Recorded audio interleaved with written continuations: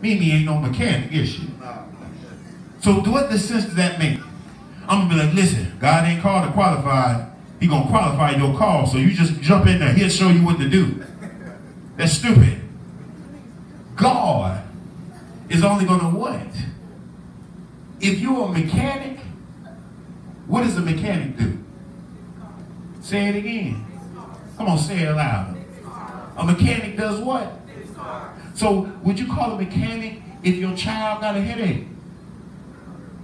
Why? Because they're not qualified. Only time you're going to call somebody is if they qualify for what? The position.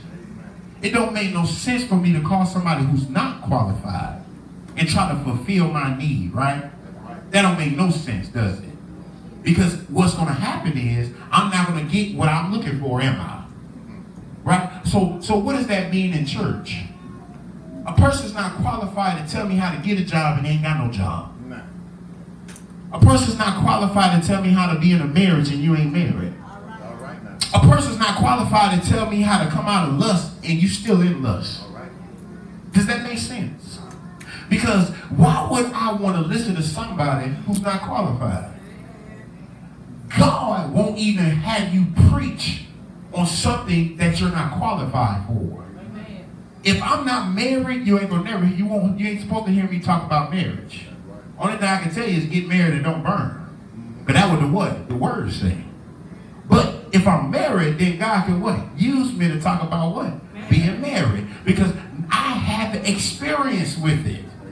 How can I talk about something I don't have no experience with? How can a man get up here and preach on faith and they ain't got no faith? How can I help you get more faith and I ain't got no faith in what I'm preaching on? Because I got faith, it just ain't in what I'm talking about. You know, if you we come over here and we lay hands on you, and then you know God, He'll heal you. You be like, okay, lay hands on me. I said, if God lay hands on you, I don't think I can do that.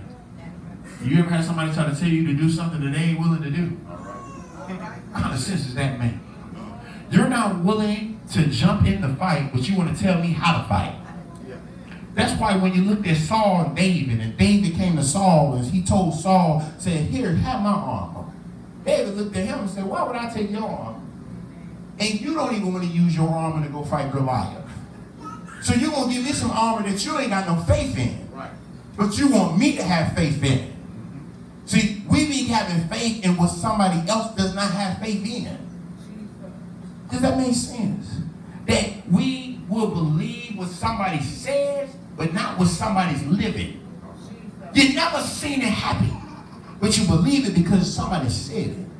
That's why we hear everybody talking about what I heard, but they never talking about what God said. I heard my pastor say, well, I heard the prophet say, well, I heard the apostle say. But when have you heard God? Because it don't matter what man say. It's only going to matter what God say. But we lost our focus. We focus too much on what looked good. You know, he got nice shoes on. He got nice clothes on. Don't you know you get attracted to people who look attractive, but they may not be attractive? If Wesley Snipes didn't have no money, if Michael Jordan wasn't Michael Jordan, would you be attracted to him? Tupac once said, when nobody knew me, when I could get no play. But once I got some money, I became the sexiest thing people have ever seen. He said, I remember being in a club and girls just walk right by me. Perspective changes everybody's reality. If you see a man with nice shoes, nice clothes on, nice suit on, nice glasses, his hair is cut, what you gonna think? That's a nice look. He got to be a gentleman. Gentleman. But you didn't know he was a gorilla. You know, he looked, you know, like a gentleman, but he ain't gentle. He is really a gorilla. That's why when you got home, he got you running all over the house. He trying to get his hands on you, beating you up. But he was a gentleman because he looked good. You'd be surprised what look good. Listen, have you ever went in Christmas and you got a nice looking package? And you're like, oh, this package look good, but I know it's gonna be good. And you open it up, ain't nothing but a card in there. You be like, you spend more on making the box look good than you did on what's in it. Ain't you gonna be mad? Ain't you gonna be kind of upset? But that's what we do when we focus on what look good. You know, people can dress up, people can look nice. You can have some people everybody know how to make themselves look nice. Some of us still working on it, but you know, we can get there one day. But God said, you know how to dress up. You know how to look the part. You hear me? Listen, I can tell you know how to look the part. If we got a job interview, what you do? You put on your nicest clothes.